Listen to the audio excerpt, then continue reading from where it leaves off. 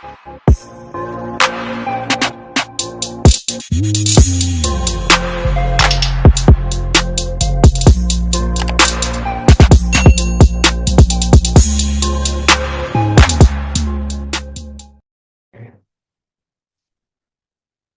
guys, balik lagi bareng saya Rapcio Tarigan di Cogan Stock Podcast. Kali ini ada Kak Ika Kumalasari. Halo Kak, apa kabar nih? Halo, alhamdulillah baik. Gimana Kak?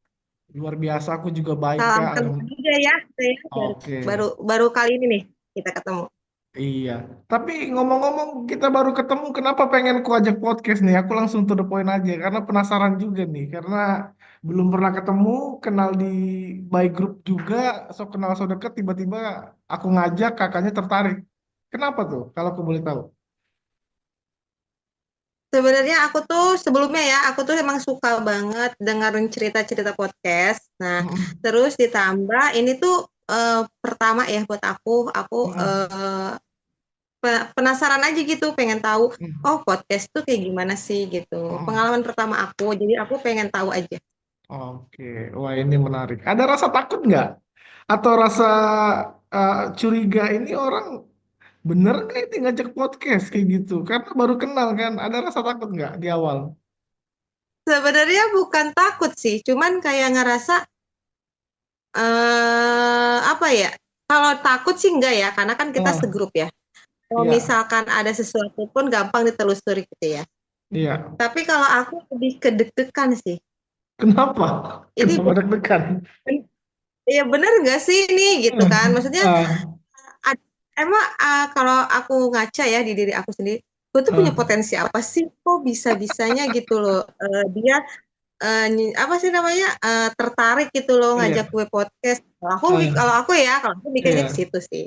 Oke, wah ini menarik sih. Ya sebetulnya karena di grup influencer kan rata-rata pasti sudah biasa dengan di depan kamera begitu. Tapi kan public speaking ini kan adalah hal yang juga perlu dipelajari juga kan kayak gitu. Jadi aku rencana ya udahlah pengen coba bantu influencer-influencer ini juga tertarik di bidang public speaking kayak gitu. Jadi aku ajak aja gitu. Itu alasanku kayak gitu. Nah, kita belum kenalan nih. Oke. Kenalin dulu diri dulu dong. Biar viewer-viewer tahu Kak Ika Kumalasari ini orangnya seperti apa, latar belakangnya gimana, kerjanya apa. Monggo Kak, dipersilahkan. Halo teman-teman semua, salam kenal. Nama aku Ika Kumalasari. Aku domisilinya di Bogor. Sekarang ini aku aktivitasnya sebagai ibu rumah tangga, ibu dari dua anak, Mm-mm, dan selain itu aku juga seorang influencer. mm-mm, Sekaligus aku juga freelance sebagai seorang auditor halal di mm-mm. salah satu lembaga penjamin halal atau LP. Oke, wah ini menarik. Kakak kerja di salah satu perusahaan begitu ya, atau kantor lah di lembaga produk untuk verifikasi halal atau enggak halal. Tapi kenapa pengen jadi influencer juga kayak gitu? Suami support kah akan hal itu? Sebenarnya sebagai influencer itu tuh apa ya? Nggak nggak apa ya namanya? Nggak sengaja sih Hmm, sebenarnya. Awal-awal tuh aku tuh kan pas mau punya anak pertama itu aku cari-cari di Instagram tentang komunitas ibu dan anak. Nah, komunitas ibu dan anak ini kan namanya ibu baru kan ya. Kita kan jadi kayak kurang ilmu gitu kan ya. Nah, jadi kalau aku sih mikirnya gini, aku harus mencari orang yang bisa kita tuh saling berbagi informasi gitu loh sama kasih gitu kasusnya gini gini gini. Nah, aku dapat namanya Bird Club. Nah, hmm, di komunitas Bird Club ini, nah isinya itu emang anak-anak yang lahir di bulan yang sama dan tahun yang sama, cuman tanggalnya aja yang beda-beda, gitu aja sih. Nah, dari oh, situ kan kita ada namanya anniversary nih, anaknya hmm, 1 tahun, 2 tahun, 3 tahun gitu kan. Nah, di anniversary ini kita tuh kayak mengundang banyak sponsor iya, untuk memeriahkan acara kita. Nah, di situ kan ada namanya review ya, Iya. review produk-produk. Nah, di situ mulai tertarik sih. Oh, kayaknya seru nih Hmm. di Hmm. apa untuk mereview-mereview gini kan. Ya, pertama kan pasti gratis ya produknya. Iya. Nah, yang kedua juga kita kayak punya jaringan baru gini Iya. teman-teman sekomunitas ini gitu kan. Hmm. Dan yang ketiga nih, aku kan seneng traveling kan ya, Iya. seneng kuliner. Nah, emang setelah resign ini dari kerjaan, aku emang gak kemana-mana gitu kan. Hmm. Sedangkan hobi aku tuh jalan-jalan. Jadi aku tuh kayak ngerasa kok kayaknya di Hmm. rumah-rumah aja gitu kan. Ah. Nah nih Oke. caranya bisa kerja Hmm. tapi sambil sambil jalan-jalan gitu, Iya. sambil review-review tempat gitu kan. Iya. Nah, tertariklah tuh dengan lebih jauh lagi dan dari review-review produk lebih ke sekarang ke fokusnya kuliner atau ke review-review tempat gitu sih, Hmm. Kak. Oke. Mm, Wah, ini menarik. Aku coba share screen dulu ya, Instagram Kak Ika ya, biar juga teman-teman Oke, bisa boleh follow juga. Wih, 35.000 guys, followernya guys, luar biasa. terima kasih Kakak. Ada niat banting setir kah? Aku sudah follow nih. Udah niat Wah, banting setir terima kasih. jadi, Nanti aku follow back ya. oke. Ada niat jadi influencer sejati kah? Udahlah, kayaknya auditor produk halal saya tinggal gitu. Ada niat ke sana? Enggak sih, kalau aku malah lebih pengennya ya pengennya nih, kalau tahun-tahun kemarin aku udah coba masukin PNS lagi. Hmm. Aku lebih Oke. malah lebih pengen ya kayak misalkan untuk jadi influencer atau influencer ini bisa buat jadi tambahan aja sih. Tapi Oke. kalau aku sendiri pengen banget kedinasan gitu. Itu sih. Oke. Berarti memang itu hanya sampingan aja kali ya, nggak usah terlalu dijadikan pekerjaan utama seperti itu. Wah Ya, seperti itu. Yang ini, penting kita happy ah, gitu. wah ini menarik sih, Kak. Aku balik lagi soal auditor produk halal seperti itu. Tuh sebetulnya ngapain sih kerjanya kayak gitu? Karena kan aku awam nih nggak tahu soal begitu. Mungkin boleh dijelaskan sedikit, Kak. Sebenarnya auditor halal itu, jadi kayak kita tuh sebagai auditor itu kan berarti orang ya, orang yang mengaudit atau memeriksa gitu kan ya. Nah, jadi kita itu memeriksa kayak misalkan apa nih produknya kah, atau jasanya kah, gitu, atau tempatnya kah, gitu. Jadi kita tuh emang benar-benar ngecek keseluruhan. Misalkan ada UMKM dia catering ya, kalau enggak tempat makan gitu ya. Nah, dia tuh mau auditin nih, Kak, tolong Hmm. ya diauditin gitu. Ya udah, kita itu Hmm. datang tuh ke tempat usahanya dia atau Hmm. kita janjian dulu deh, kita mau ke tempat usahanya atau di rumahnya. Nah, Oke. nanti dari situ kita tanya-tanya dulu nih sebelumnya. Hmm. Emang sih sebelumnya dia juga pasti nggak langsung ke kita langsung nih ke auditor, dia pasti daftarnya melalui akun, namanya Ya. akun si halal. Ya, pokoknya Hmm. buat para UMKM yang Ya. mau mencoba mengupkan produknya biar lebih terap lagi menjadi halal, itu bisa banget daftar di akunnya si halal.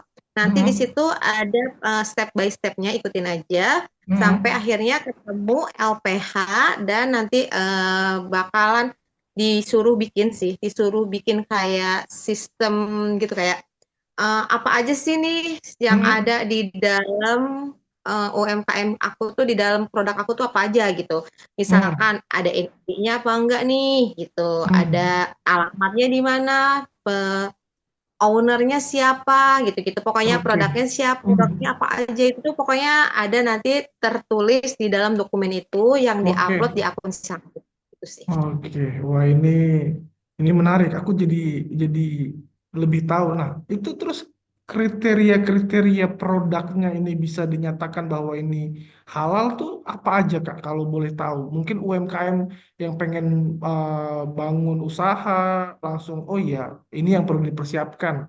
Itu gimana kriterianya sebetulnya? Kalau mungkin Kakak boleh jelasin dikit. Sebenarnya kalau kriteria yang penting satu, tidak bersinggungan sama yang Hmm. non halal. Hmm. Non halal itu kan ada darah, Iya. kayak daging babi ya, misalnya daging Hmm. yang tidak bolehkan gitu Iya. kan. Terus Hmm. ada juga hammer, alkohol gitu kan. Nah, Hmm. sebenarnya sih kita kalau misalkan UMKM nih udah Iya. oke nih, kayaknya produk aku aman nih gitu Iya. kan. Hmm. Tidak mengandung seperti itu dan prosesnya pun tidak kayak menghasilkan hammer ya atau alkohol. Itu sih Iya. sebenarnya aman-aman aja untuk maju ke proses halal itu. Oke. Wah, ini menarik. Gitu. Tapi kalau ditemukan ada yang mengandung tadi eh, babi misalnya atau alkohol yang berlebihan, itu bisa dinyatakan tidak halal ya, Kak? Sama auditor Iya, produk halal. Wah, ini iya. menarik sih. Jadi emang jadi kayak misalkan nih ada UMKM dia nonis Hmm. ya. Mohon Iya, maaf nih ini jadi iya. membawa ras atau Ah, agama ya. Nah kan kalau halal itu kan lebih ke untuk yang lebih agama Islam gitu kan ya. iya, iya. Nah jadi kalau misalkan yang UMKM yang nonis ini diusahakan kalau ingin Hmm. mengajukan halal harus kayak mencari si orang yang membantu Hmm. untuk proses halal itu gitu. Jadi Oke. dia nggak bisa ngajuin sendiri gitu. Hmm. Karena kan Oke. pasti mereka nggak ngerti nih yang harusnya harusnya tuh Iya, apa aja pasti kan iya. harus ada Hmm. yang bantu gitu. Itu sih. Oke. Itu biasanya dibantu oleh penyelia, Oke. penyelia halal. Oke, wah ini menarik sih. Kak, dalam sepengalaman kakak mungkin ya, aku penasaran aja kayak gitu. Ada nggak misalnya satu UMKM dia produknya mengandung alkohol terlalu banyak, lalu kemudian tidak tidak mau diberikan sertifikasi atau tidak mau dilabeli halal. Itu pernah nggak kakak ketemu hal-hal seperti itu? Sebenarnya kita kita itu nggak pernah memaksa UMKM Hmm, atau produknya untuk hmm, dilabelin halal. Cuman emang hmm. kan sekarang kebijakan pemerintah itu tuh Iya. harusnya di bulan Oktober tahun 2024 kemarin harus Hmm, sertifikasi halal. Cuman kan nggak hmm. bisa ya, nggak bisa langsung serentak karena UMKM di kita kan juga banyak kayak Iya. itu sih.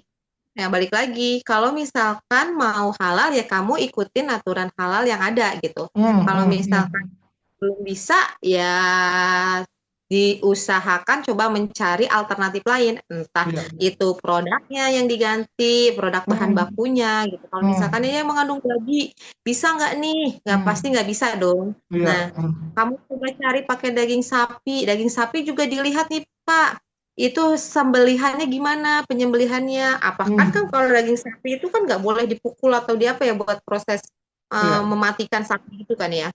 Ya, Iya. tapi kan Hmm, harus disembelih gitu kan ya. Nah, itu tuh menurut hmm, menurut syariat agama sesuai apa enggak hmm. gitu. Oke. Terus kita Wah, ini menarik sih. Tapi ngomong-ngomong, kenapa pengen jadi auditor produk halal? Itu dulu kuliahnya apa? Sampai pada akhirnya kakak terjun di auditor produk halal seperti itu. Mungkin aku kepo sedikit. sebenarnya aku itu lulusan farmasi. Oke. Dan aku juga kerja di salah satu perusahaan farmasi terbesar di Bekasi. Hmm, Tapi aku kuliahnya lebih ke makanan. Dulu tuh teknologi pangan aku ngambil.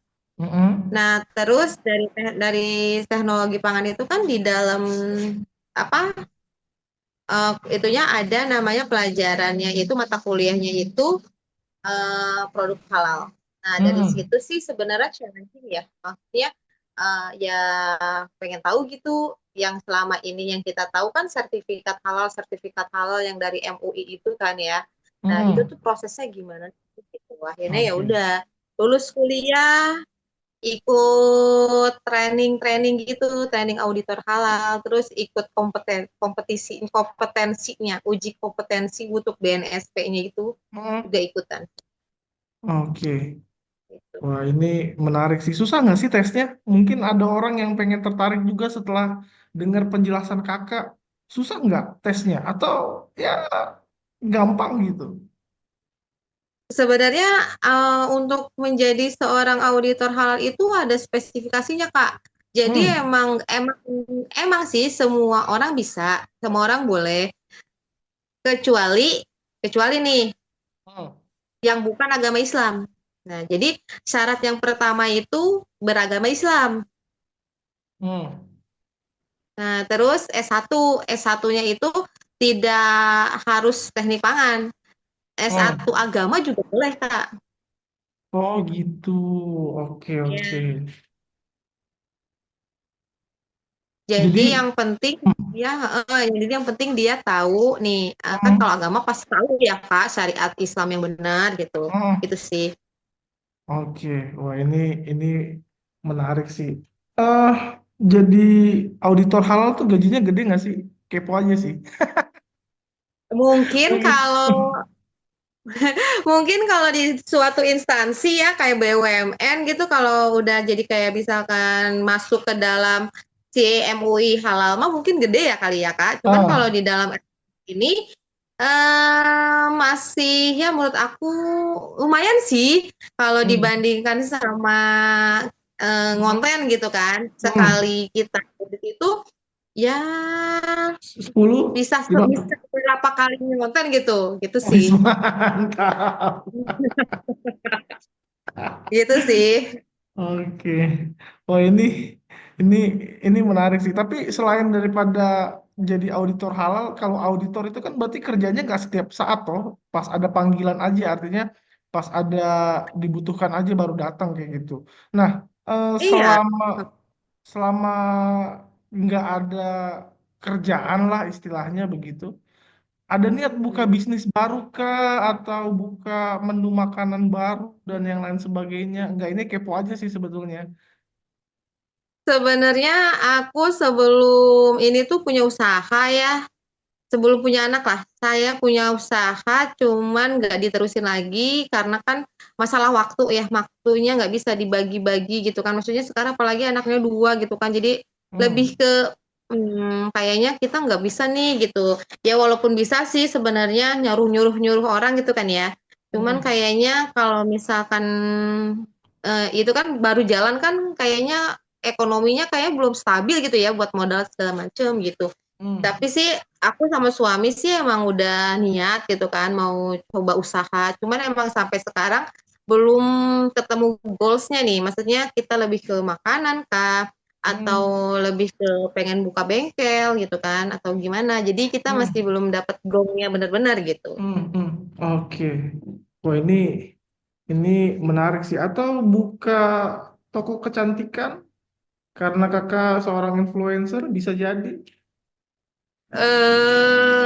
Kalau itu saya malah gak kepikiran. Loh, Karena saya kenapa?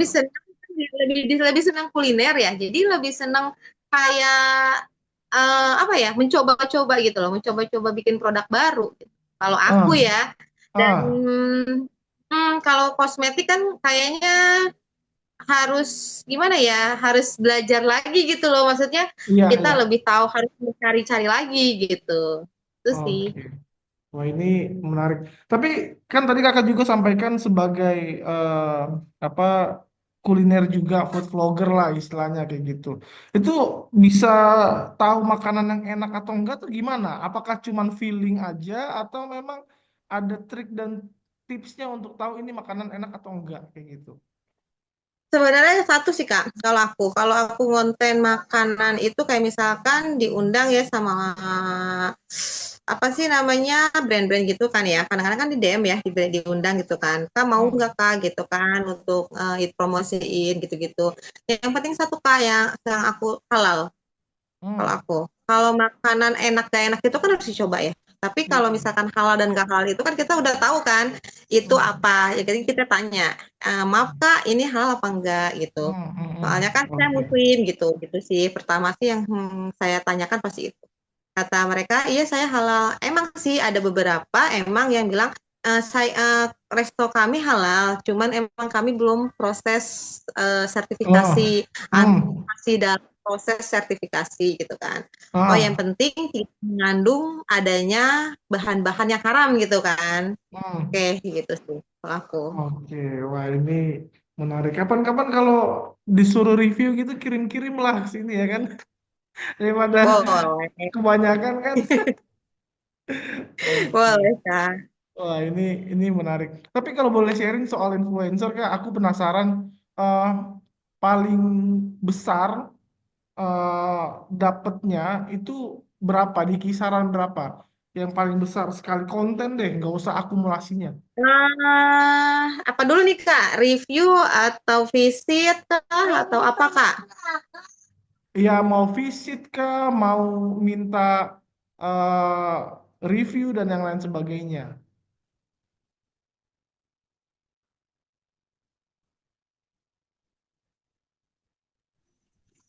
Sebenarnya balik lagi sih Kak, aku juga kadang-kadang nggak matokin, bener-bener matokin sih, apalagi kalau ke teman ya, kayak teman punya UMKM gitu kan, baru buka usaha, terus mereka bilang boleh nggak aku minta tolong gitu kan, reviewin.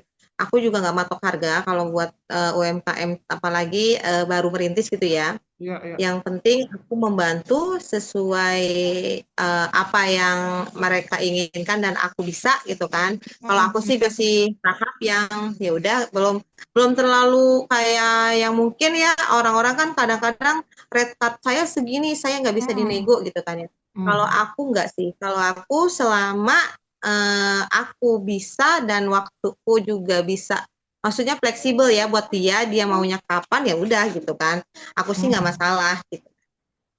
Oke, wah ini menarik. Iya, setuju aku dengan pendapat kakak. Karena gimana ya, sama hal dengan aku ngajak podcast di anggota grup HHP begitu ya.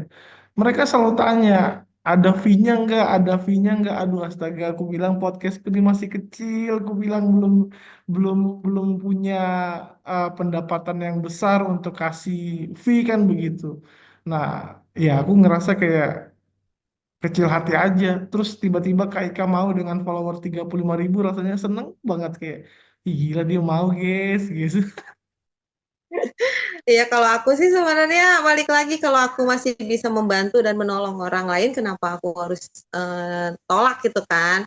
Ya udah gitu. Kalau aku sih mikirnya gitu nggak harus yang, makanya kalau misalkan ada brand-brand juga kan kadang-kadang Kak, tapi kita punya punya budget segini gitu.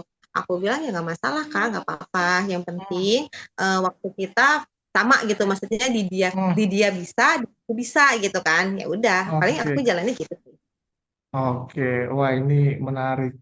Kak Ika, kita sudah ngobrol kurang lebih 35 menit, 45 menit, 40 menit. Terima kasih banyak sudah mau diundang ke podcastku. Aku seneng banget ngobrol soal apa auditor produk halal karena baru pertama kali juga tahu soal ini kayak gitu dan pertama kali juga tahu soal apa mekanisme produk halal seperti ini. Mungkin pembicaraan kita hari ini bisa memberikan inspirasi begitu ya bagi anak-anak muda yang tertarik untuk masuk menjadi auditor produk halal atau punya cita-cita jadi auditor produk halal seperti itu. Kak, terima kasih banyak ya. Aku stop record dulu. Terima kasih banyak. Oke, Bye-bye, terima Kak. kasih juga Kak. Ya, terima kasih. Yuk.